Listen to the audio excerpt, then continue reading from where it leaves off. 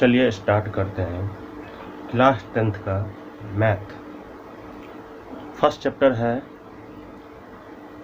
Real number, जिसको हम वास्तविक संख्या बोलते हैं। ठीक है, इसके बारे में हम जानकारी लेंगे और पहले नोट बनाएंगे, उसके बाद क्वेश्चन आंसर करेंगे। ठीक है, चलिए स्टार्ट करते हैं। वास्तविक संख्या क्या है चैप्टर का नाम? वास्तविक संख्या। वास्तविक संख्या, रियल नंबर। क्या है? Real number.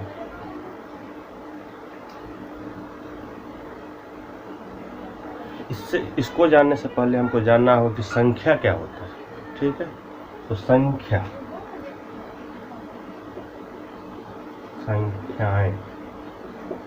मतलब नंबर्स।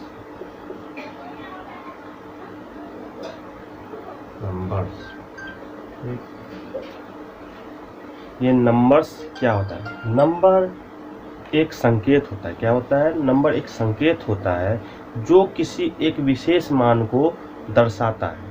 ठीक है, इसको हम लिख सकते हैं संख्याएं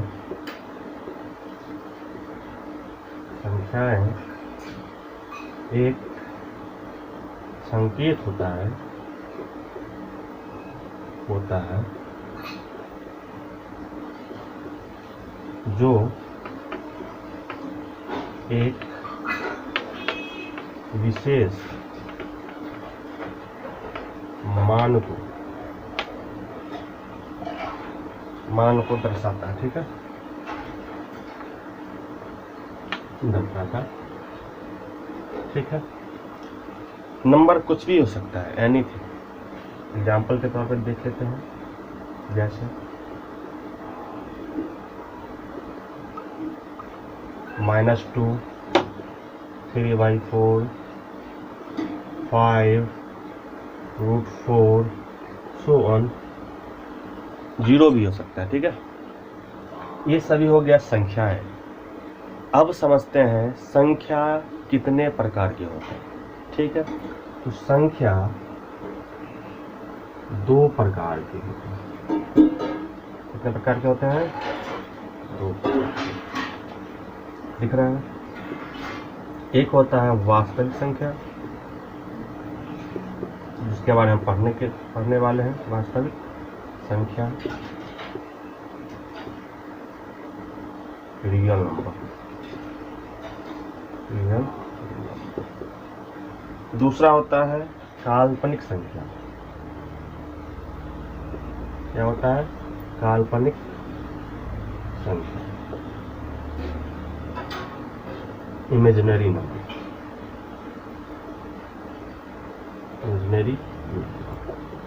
ठीक, अब समझते हैं कि वास्तविक संख्या क्या होता है और काल्पनिक संख्या क्या होता है। तो देखते हैं वास्तविक संख्या किसे बोलते हैं।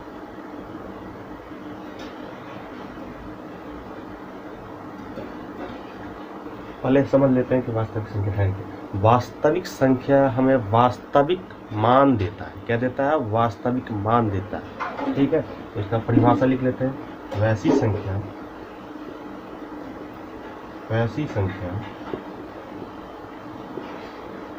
जो हमें वास्तविक मान दे, उसे हम वास्तविक संख्या बोलते हैं। वास्तविक संख्या कहते हैं। क्या बोलते हैं? वास्तविक संख्या कहते हैं। वैसी संख्या जो हमें वास्तविक मान दे, उसे हम वास्तविक संख्या कहते हैं। ठीक है, क्लियर? एग्जाम्पल में देख लेते हैं।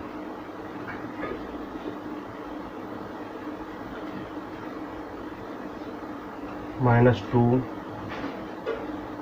5, 0, 3/4, √4, √3 सो ऑन इंफिनिटी। ये सभी क्या होगा, जो हमें वास्तविक मान देगा उसे हम क्या बोलते हैं, रियल नंबर। ठीक है, अब समझते हैं कि काल्पनिक संख्या क्या होता है। ठीक है, चलिए वैसी संख्या पहले समझ लेते हैं। वास्तविक संख्या समझ लिए, अब समझते हैं काल्पनिक संख्या। तो काल्पनिक संख्या जो होता है हमें वास्तविक मान प्रदान नहीं करता है, हमको नहीं देता है। ठीक है, तो समझते हैं वैसी संख्या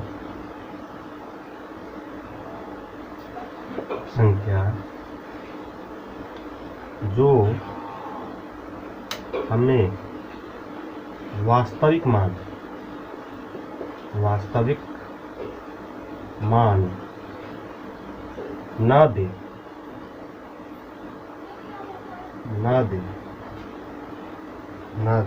उसे हम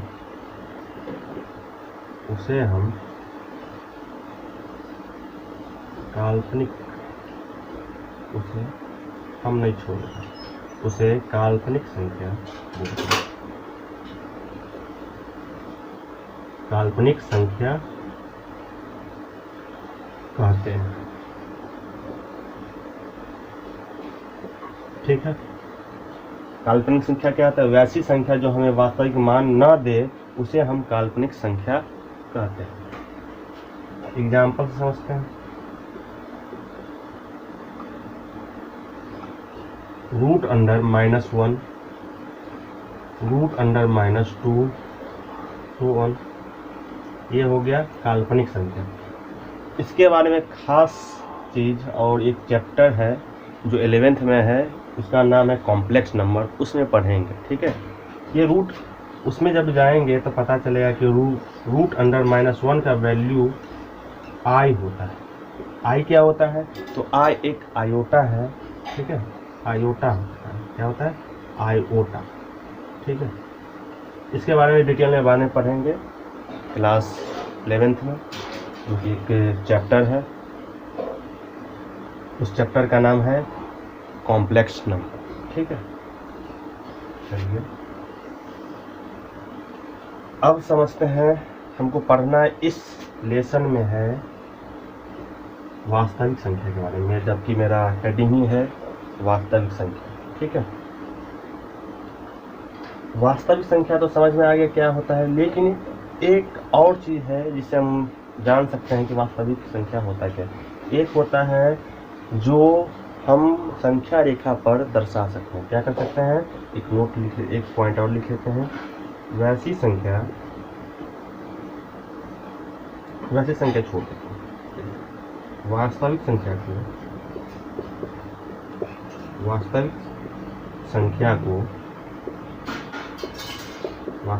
को हम संख्या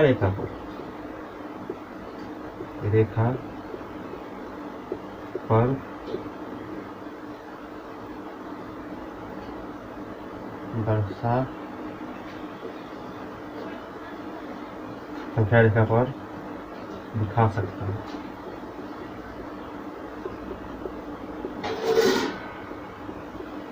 ठीक है, हम इसे संख्या रेखा पर दर्शा सकते हैं। क्लियर। अब हम समझते हैं कि वास्तविक संख्या कितने टाइप के होते हैं और कौन कौन से होते हैं। ठीक है, तो इसको pause the video, note it down. देखे थे वास्तविक संख्या और काल्पनिक संख्या। ठीक है, पहले देखे थे क्या, संख्याएं। ठीक, उसका पार्ट देखे थे क्या, काल्पनिक संख्या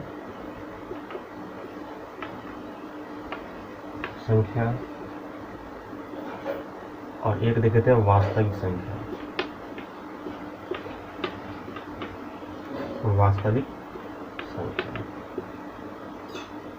ठीक, अब वास्तविक संख्या तो हम जान चुके हैं क्या होता है। अब इसके बारे में हम डिटेल में जानते हैं ये कितने टाइप का होता है। ठीक है, तो समझते हैं।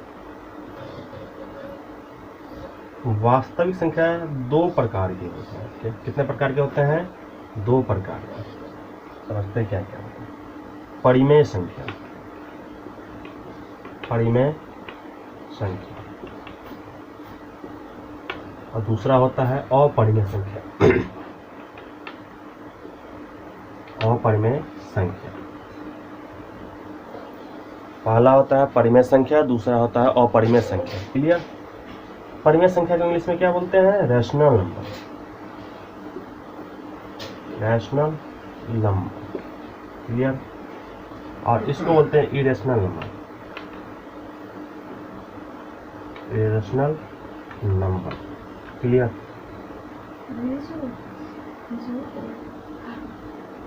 ठीक है।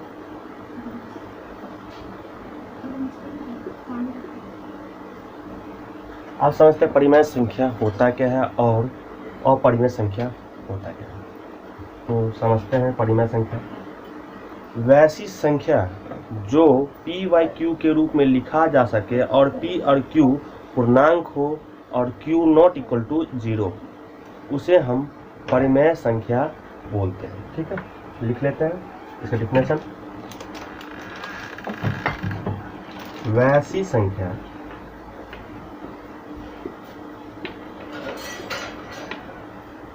जो p बाई क्यू के रूप में लिखा जा सके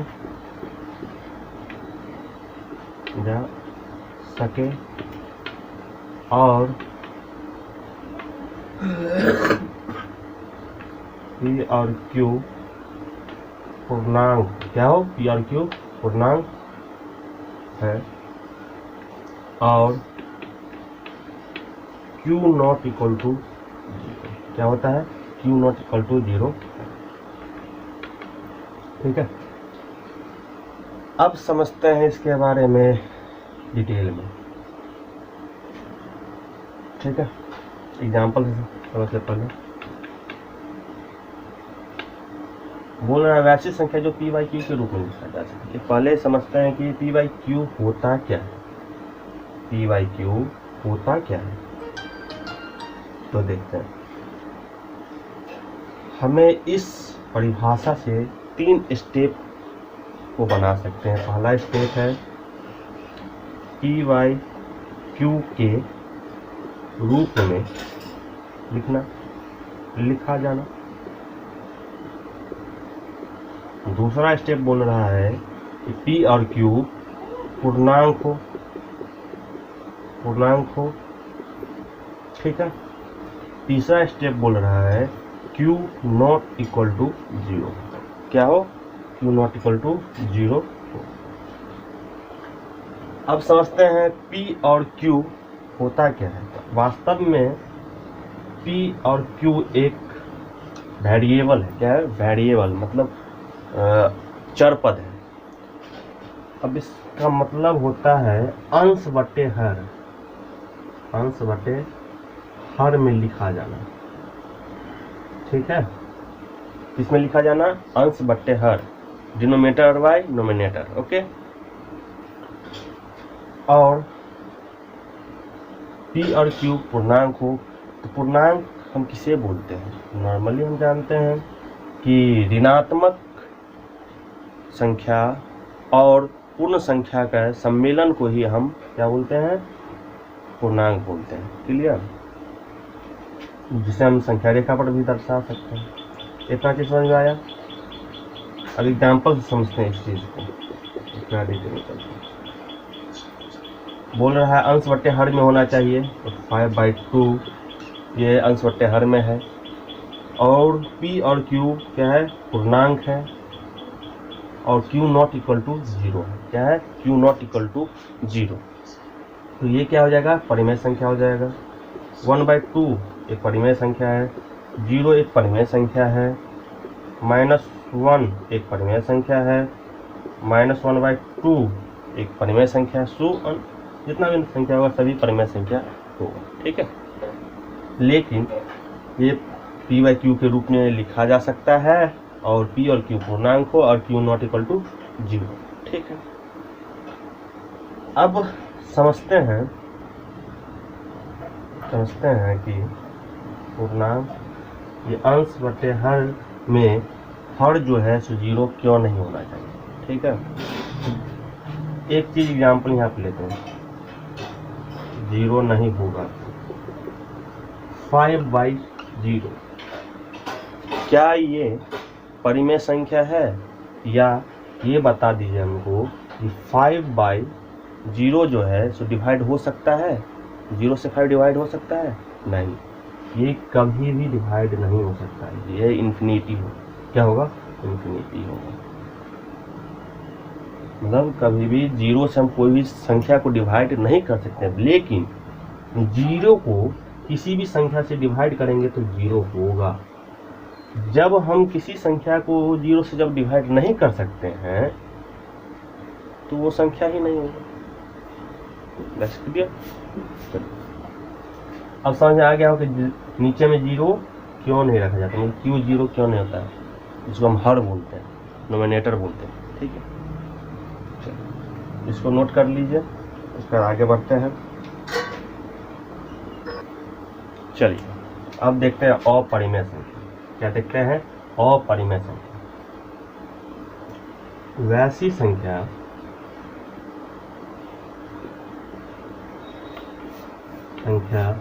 जो p/q के रूप में लिखा न जा सके उसे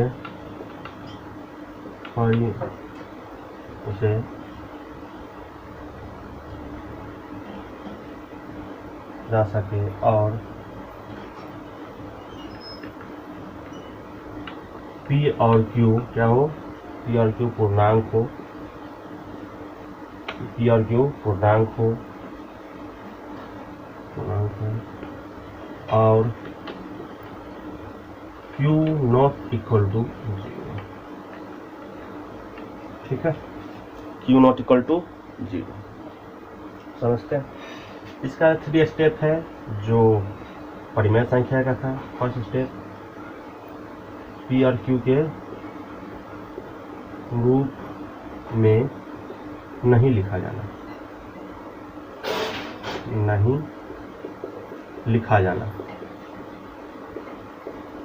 ठीक है।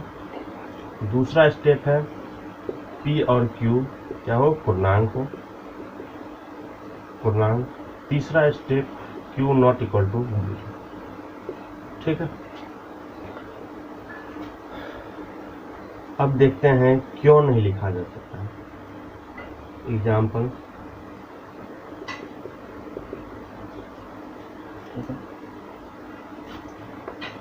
√2 हो गया, √3 हो गया, √5 हो गया, ये सभी संख्या जो होते हैं वो अपरिमेय संख्या होती है, क्योंकि इसका दशमलव प्रसार तो क्या है?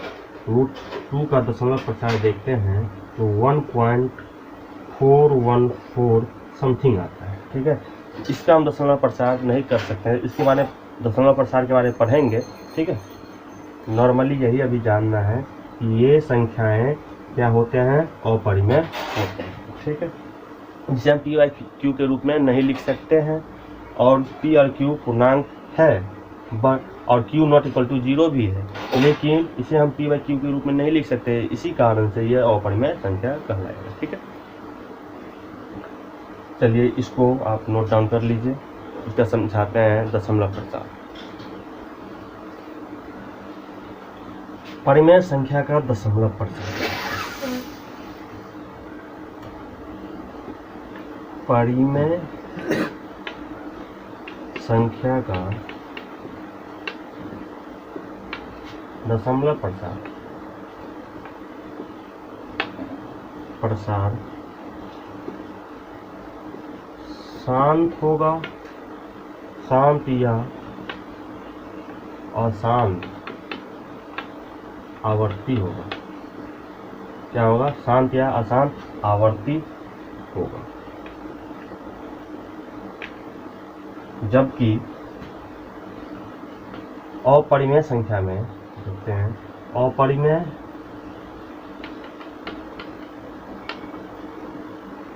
संख्या में संख्या का दशमलव प्रसार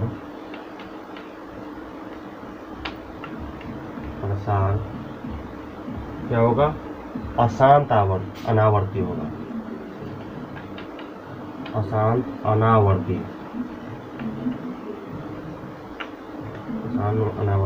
हो। ठीक है, क्लियर। अब समझते हैं शांत क्या होता है, अशांत आवर्ती क्या होता है। ठीक है, चलिए एग्जाम्पल से समझते हैं।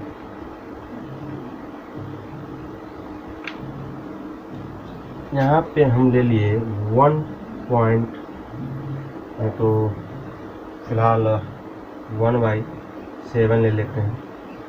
ठीक है, ये हम कैसे जानेंगे कि ये परिमेय संख्या है भी तो शांत है या अशांत है। ठीक है, इसके लिए हम डिवाइड करते हैं। क्या करते हैं, डिवाइड करते हैं। 1 में हम डिवाइड करेंगे 7 से। ठीक, ये 1 तो नहीं लगेगा 7 से, इसी कारण से 0 पॉइंट देंगे, तो 7 एकम 7 बच जाएगा कितना, 3। क्लियर, 3 बच जाएगा। अब क्या होगा देखते हैं, 0 7 पंचे 35, 7 चौक 28, ये हो गया 2, ये हो कैंसिल, फिर 0 7 दूना 14, कितना होगा 6। उसके बाद 0 7 पंचे 35, 7 49, 7 56, 4। उसके बाद 0 7 पंचे 35, 7 पंचे 35, 5 0 7 पंचे 35, 7 6 42, कितना है 7 7 49,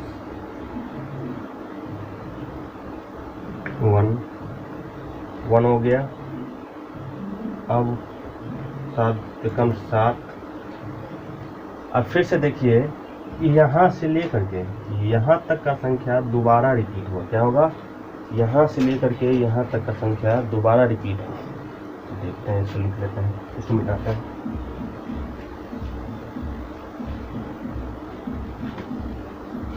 जीरो 0.14285 ठीक है, ये संख्या दोबारा रिपीट हुआ। क्लियर, इसको बोलते हैं बार। क्या बोलते हैं, बार। मतलब यहाँ से लेकर के यहाँ तक की संख्या दोबारा रिपीट होगा। ठीक है, नहीं तो नॉर्मली ऐसे कर सकते हैं, ऐसे शो कर देते हैं, 14285 ऐसे ही चलता रहे। इसको हम लिख सकते हैं 0.14285। इस पर रेकरिंग दे सकते हैं। ठीक है, नहीं तो इसको ऐसे भी कर सकते हैं 0.14285, जहाँ से लेकर के जहाँ तक हो रहा है वहाँ तक एक पॉइंट। इसे बोलते हैं अशांत आवर्ती। क्या बोलते हैं, अशांत आवर्ती। ठीक है, जो क्या बोलते हैं, अशांत आवर्ती। अशांत आवर्ती क्या होता है, अशांत आवर्ती मतलब एक ही संख्या बार बार रिपीट हो रहा है। क्या हो रहा है, एक ही संख्या बार बार रिपीट हो रहा है, इसी कारण इसको बोलते हैं आवर्ती। आवर्ती का मतलब ये होता है कि बार बार रिपीट होना। क्या होता है, बार बार रिपीट होना। तो अशांत मतलब जो फिक्स नहीं है, वो चेंज होता रहता है। ठीक है, और आवर्ती मतलब वही चीज़ रिपीट होना। ठीक है, ये तो हो गया अशांत आवर्ती। मतलब अशांत आवर्ती होगा तो परिमेय संख्या होगा, इसको हम बोल सकते हैं परिमेय संख्या है, परिमेय संख्या है।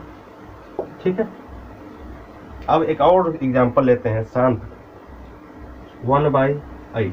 ठीक है, ये देखते हैं कि परिमेय संख्या है या कुछ और है, शांत है या नहीं, तो डिवाइड करोगे, करते हैं डिवाइड साइड में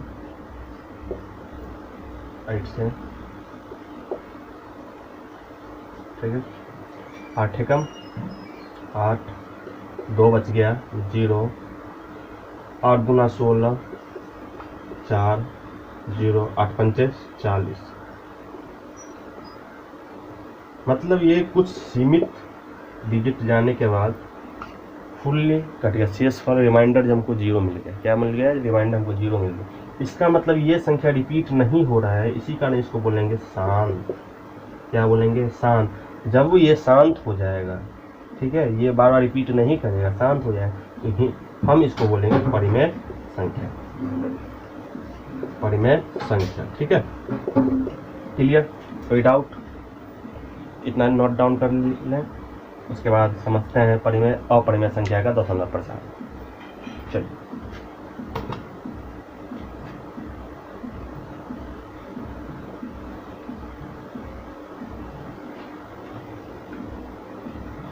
बोल रहा है अपरिमेय संख्या का दशमलव प्रसार क्या होना चाहिए? अशांत अनावर्ती होना चाहिए। क्या होना चाहिए? अशांत अनावर्ती। हम समझते हैं अशांत तो हम जानते हैं, अनावर्ती का मतलब क्या होता है? जो बार बार रिपीट नहीं होता है। क्या नहीं होता है? बार बार रिपीट नहीं होता है, उसे हम अनावर्ती बोलते हैं। क्लियर? देखते हैं।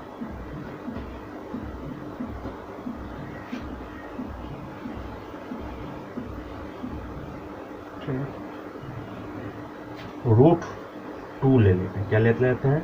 √2। इसका जब हम रूट निकालेंगे √2 का, तो वैल्यू आएगा 1.4142 समथिंग आएगा, ठीक है, 21, जो कि ये कोई भी संख्या बार बार रिपीट नहीं होने वाला। इसको बोलते हैं अशांत अनावर्ती। क्या बोलते हैं? अशांत अनावर्ती, ठीक है। इसी कारण से ये क्या हो जाएगा? अपरिमेय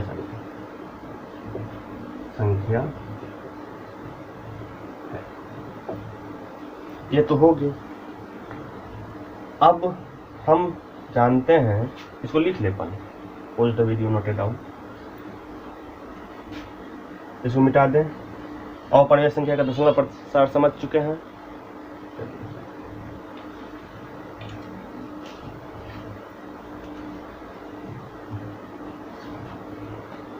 परिमेय संख्या के बारे में समझते हैं। चलिए, अब जानते हैं परिमेय संख्या कितने टाइप की होती है, ठीक है।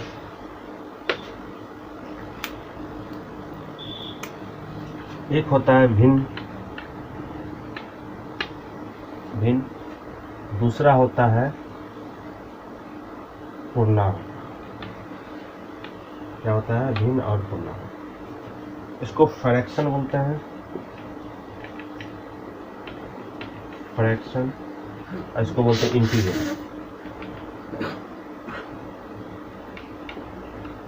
क्या बोलते हैं? इसको इंटीजर बोलते हैं। क्लियर? भिन्न होता क्या है? जिसे हम नॉर्मली p/q के रूप में लिख सकते हैं, लिखा जाता है, और q जो होता है not equal to 0 and not equal to 1 होगा। तो लिखते हैं भिन्न को p/q के रूप में लिखा जाता है। क्या जाता है? लिखा जाता है।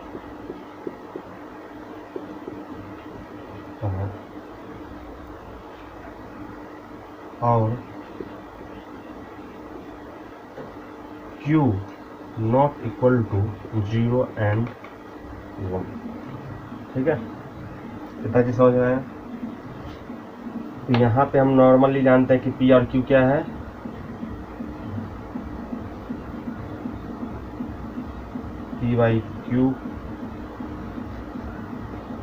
p/q अंश बटे हर होता है, और इसी को डिनोमिनेटर एंड डिनोमिनेटर बोलते हैं, ठीक है। ठीक है, इतना चीज जानते हैं तो एग्जाम्पल समझते हैं। 5/2, 3/9, -3/2, so on infinity। ये सभी क्या हो जाएंगे? भिन्न। क्या हो जाएंगे? भिन्न, फ्रैक्शन। अब समझते हैं पूर्णांक, इंटीजर। इंटीजर क्या होता है? ठीक है,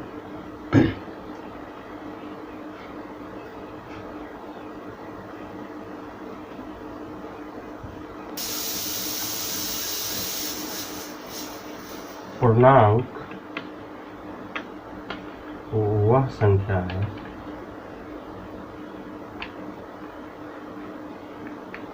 जो ऋणात्मक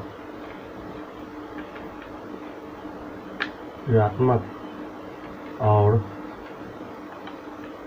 पूर्ण संख्या का सम्मिलित है।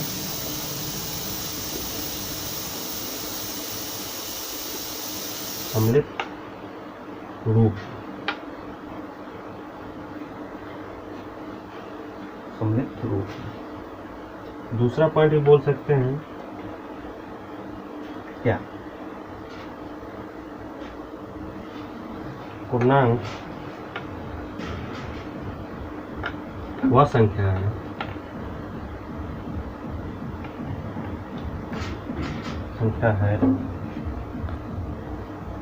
वह संख्या है जो p/q के रूप में रहे और q = 1 हो। क्या होना चाहिए? q = 1। ठीक है, जैसे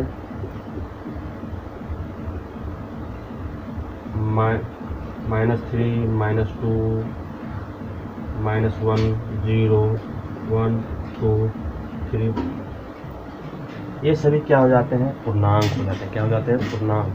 क्लियर? तो इसको नोट डाउन कर लें।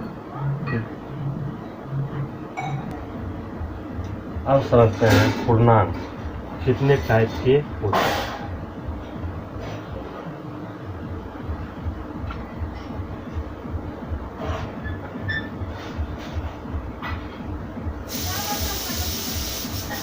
पूर्णांक 3 टाइप के होते हैं। कितने टाइप के होते हैं? 3 टाइप के।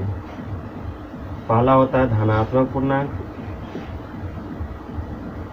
चलिए स्टार्ट करते हैं निगेटिव पूर्णांक। ठीक है, ऋणात्मक पूर्णांक, इसको बोलते हैं निगेटिव इंटीजर। Negative integer.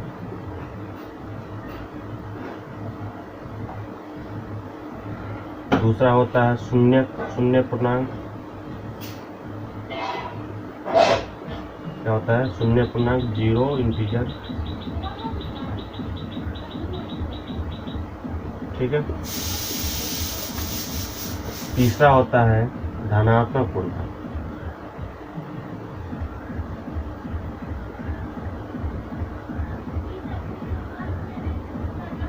तो पॉजिटिव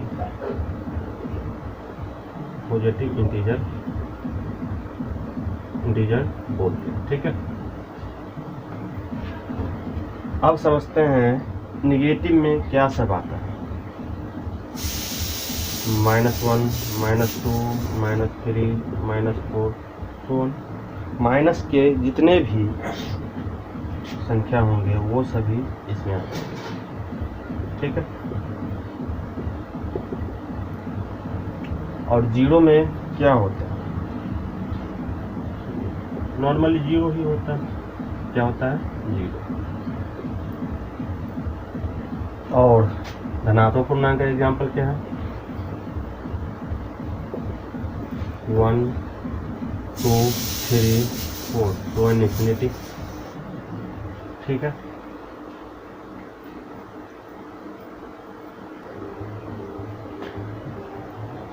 शून्य पूर्णांक के बारे में कुछ जानकारी है, लिख लेते हैं यहाँ पे। शून्य पूर्णांक क्या होता है, शून्यक पूर्णांक ना तो निगेटिव होता है और ना ही पॉजिटिव होता है, ठीक है, पॉजिटिव।